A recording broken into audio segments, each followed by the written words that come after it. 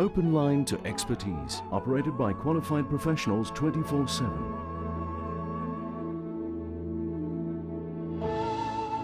Hello and a warm welcome to Captains of Industry. I'm Bronwyn. Nielsen. In the hot seat this week, Brett Dawson, Group CEO at Dimension Data. Brett, it's always a pleasure chatting to you. And I'm going to take you back now along your Dimension Data journey. Really? You joined 1997. Very quickly, you fast-tracked through the corporate ranks. And in 2003, Chief Operating Officer.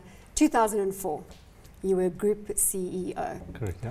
A very fast progression. Tell us how you did it. Well, I started in Dimension Data in a small startup part of their business. They were looking to enter a new market called virtual private networking. That doesn't really matter. It's a startup business, brand new, pure services play for Dimension Data. And I came in to try and help them build the commercial model and then take that new business to market. And that thankfully panned out very, very successfully. And then we went on to then merge that together with Internet Solutions. So I came into a very small piece of the business, and then through the Internet Solutions, part of the business got more involved in the center of Dimension Data. When you became CEO, you were young. How did you feel? Oh, I was really excited by the opportunity. I think at that time we were at Dimension Data in a bit of a low point in Dimension Data, some tough times, and so a lot of the job was around ensuring we stabilized Dimension Data and then reset the strategy for the next phase of the journey.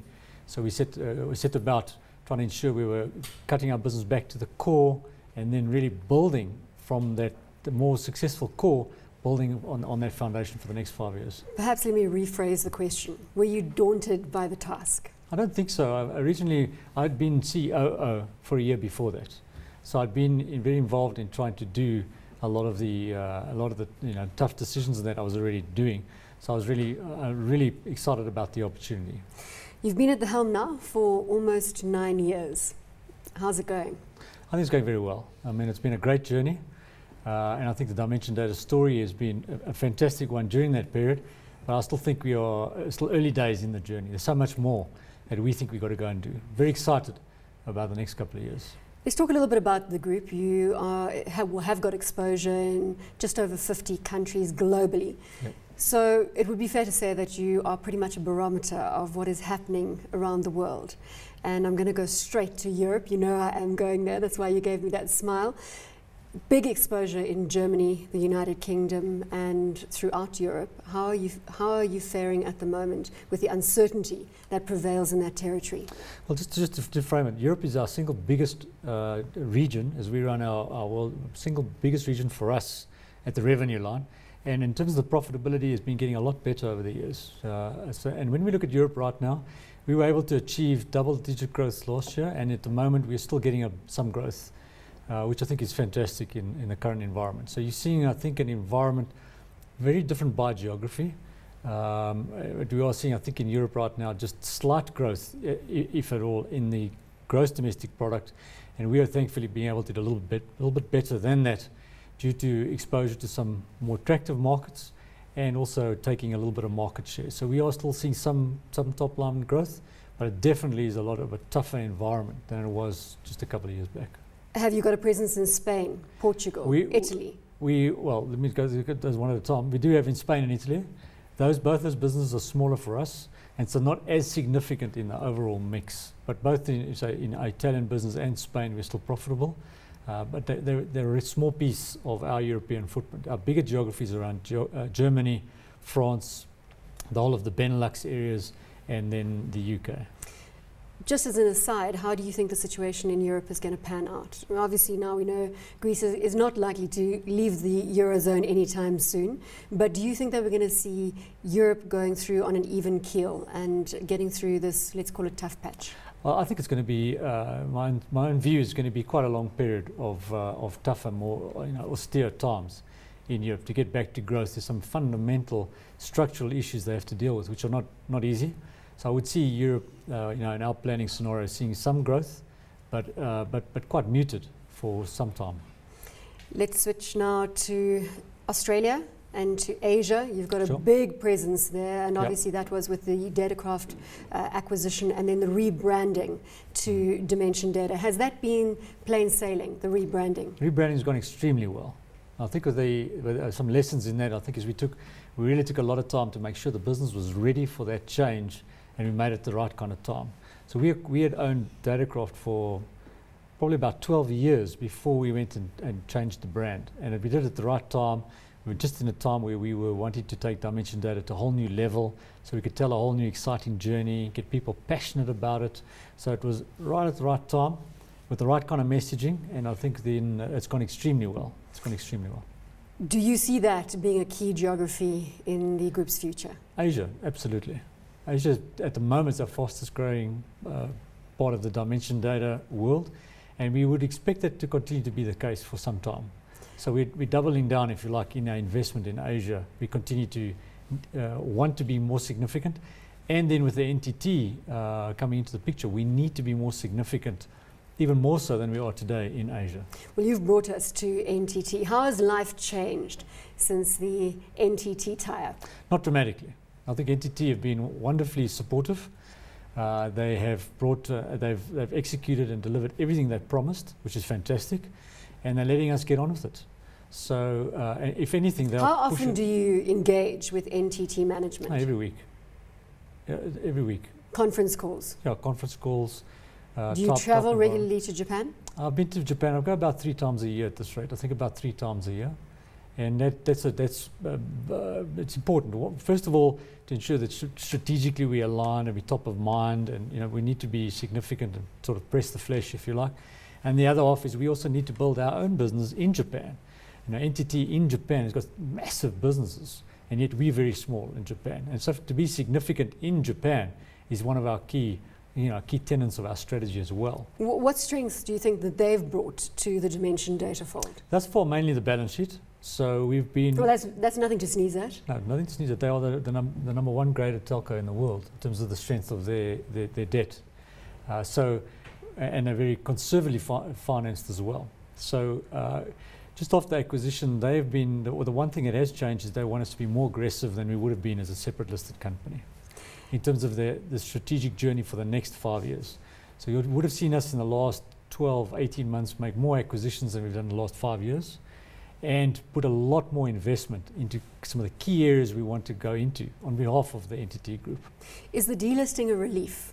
You don't have to do those road shows, engage with shareholders around the country on a regular basis. Mixed blessing, because on the one hand it also keeps you, you have those very firm deadlines of when you're going to have to get up and really tell the story and how you're doing. So it keeps you very mindful of the milestones and the progress you need to make.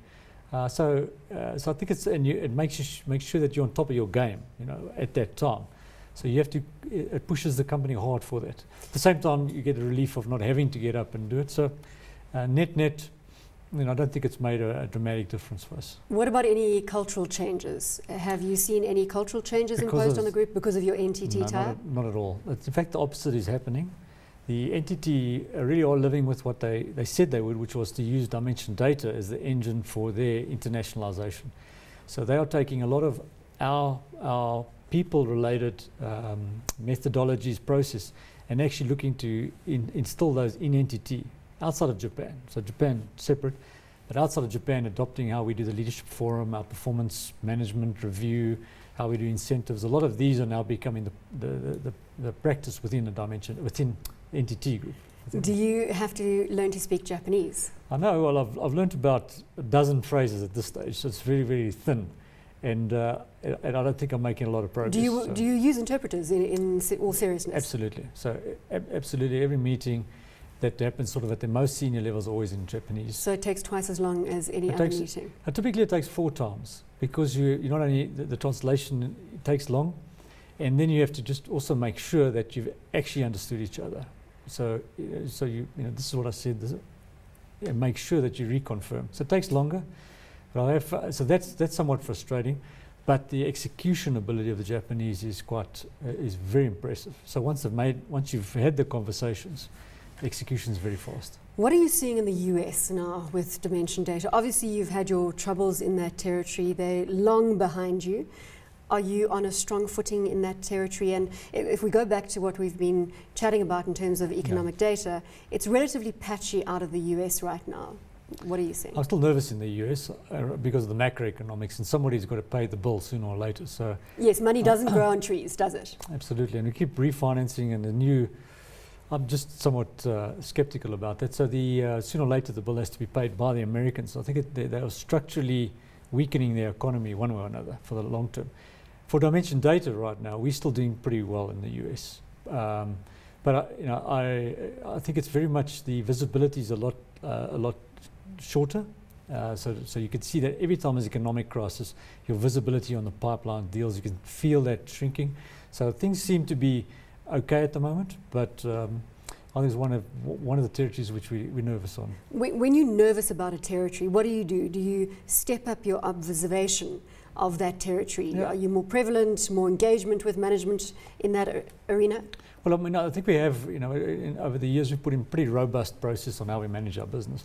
When the storm clouds kind of gather, we just double down on inspection and ensure we're very close to it, and ensure we swing our focus as much as we possibly can to the client. Make sure that we are really focused on the client engagement.